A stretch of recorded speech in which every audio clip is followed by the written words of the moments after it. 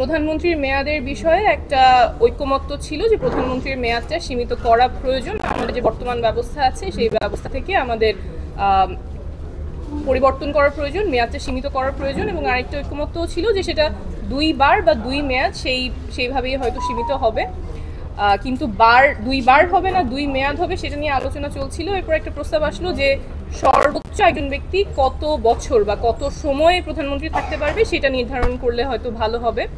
তখন একটা ব্রেক নিয়ে সবাই নিজেদের মধ্যে আলোচনা করে একটা জায়গায় অনেকেই চলে আসছিল যে হয়তো সর্বোচ্চ 10 বছর প্রধানমন্ত্রী একজন হতে পারবে, এই সীমানাটা নির্ধারণ করা যেতে পারে।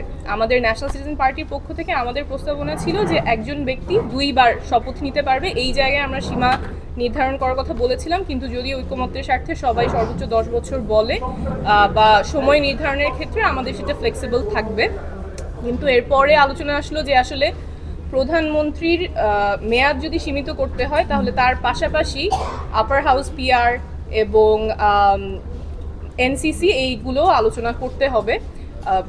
3টা দল এই ক্ষেত্রে যে সীমা যেটা 10 বছর সীমা অনেকেই ঐকমত্যে এসেছিলেন, সেখানে 3টা দল দ্বিমত পোষণ করেছেন। এর মধ্যে বিএনপি ছিল, বিএনপির কথা ছিল যে আপার হাউস পিআর এনসিসি এগুলো একসাথে নির্ধারিত হতে হবে, কারণ না হলে প্রধানমন্ত্রীর ক্ষমতা অনেকটাই কমে যায়।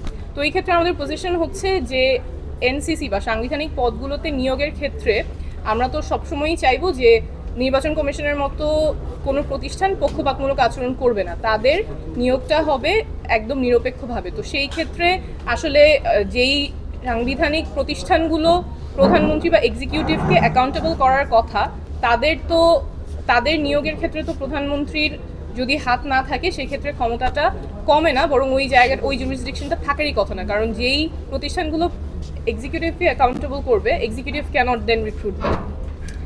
এরপরে আমাদের আলোচনা হয়েছে সংবিধান ও রাষ্ট্রের মূলনীতি নিয়ে আমাদের জাভেদ রাসিম ভাই কথা বলবেন। রাষ্ট্রের মূলনীতি নিয়ে আমাদের যখন আলোচনাটা শুরু হলো সেখানে সংবিধান সংস্কার কমিশনের একটা প্রস্তাব ছিল যে আমাদের যে স্বাধীনতার ঘোষণাপত্রের যে 3টি মূলনীতি ছিল, সাম্য, মানবিক মর্যাদা এবং সামাজিক সুবিচার, এর সাথে গণতন্ত্রকে যুক্ত করে এই 4টি অন্তর্ভুক্ত থাকবে রাষ্ট্রের মূলনীতি হিসেবে।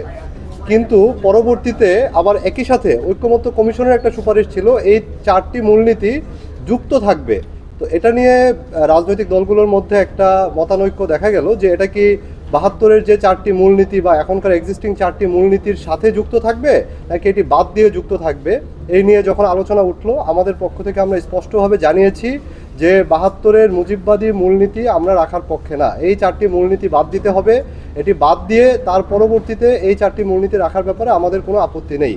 কিন্তু কিছু রাজনৈতিক দল তাদের আদর্শিক জায়গা থেকে এই ব্যাপারে একমত হতে পারেনি। আমরা সেই ক্ষেত্রে বলেছি যে আমাদের যে 5ই আগস্টের ছাত্র জনতার অভ্যুত্থানের পরবর্তীতে যে স্পিরিট, সেই স্পিরিটের বিপরীতে গিয়ে আসলে এখানে আলোচনা করার কোনো মানে হয় না। সুতরাং এই স্পিরিটকে ধারণ করে এই 4টি মূলনীতিকে বাদ দিয়ে 72-এর যে মুজিববাদী 4টি মূলনীতিকে বাদ দিয়ে তার পরবর্তীতে বাকি মূলনীতিগুলো সংযুক্ত করতে হবে। এই বিষয়ে কোনো রাজনৈতিক দলের মধ্যে এখন পর্যন্ত কোনো ঐকমত্য প্রতিষ্ঠা হয়নি। ওয়ালটন আবারও মিলিনিয়ার অফারে ওয়ালটন ফ্রিজ কিনে আপনিও হয়ে যেতে পারেন মিলিয়নিয়ার। মিলিনিয়ার ছড়াছড়ি দেশ জুড়ে, এটা শুধু ওয়ালটনই পারে।